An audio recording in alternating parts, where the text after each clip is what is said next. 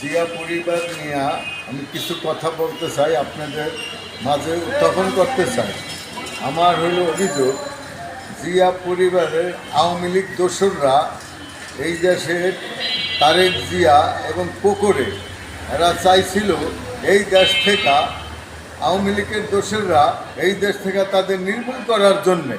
কিন্তু আল্লাহর রহমতে আমাদের তারেক জিয়া উনি বেঁচে গেছেন এবং ওনার মেরুদণ্ড এই সেনাপ্রধান মইনুল খান আর হলো ফখরুদ্দিন।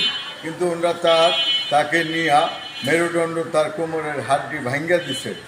এটা জনগণ দেখছে তারা কি করছে আওয়ামী লীগের দোসররা। এবং কোকরে এরকম মার দিছে এই দেশের জিয়া পরিবারের ছেলের কোকরে একারে তার মায়েরে কোকো মারাই গেছে, এমন রিমেন্টে তাকে নিয়ে পিটাইয়া মারা হয়েছে। এবং জিয়া পরিবারের পুরাটাই তারা ধ্বংসর মুখে করছে। এবং আমার উদ্দেশ্য, আমি এই জিয়া পরিবারটাকে খুবই ভালোবাসি এবং আমি তারেক জিয়ার সাথে আমি দেখা করছি এই কচুখাত, পুরান কচুখাত এই স্কুলে বৈশা তার সাথে আমি মিলিত হয়েছিলাম। কিন্তু আমি এই জিয়া পরিবারটাকে ভালোবাসি, জাতীয়বাদী দলকে আমি অনেক দিন ধরে এই দলটাকে খুব ভালোবাসি।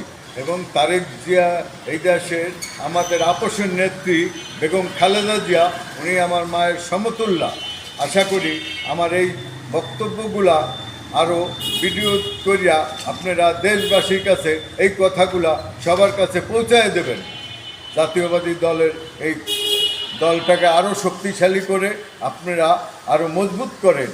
এই হলো আমার বক্তব্য বলে আমি শেষ করছি।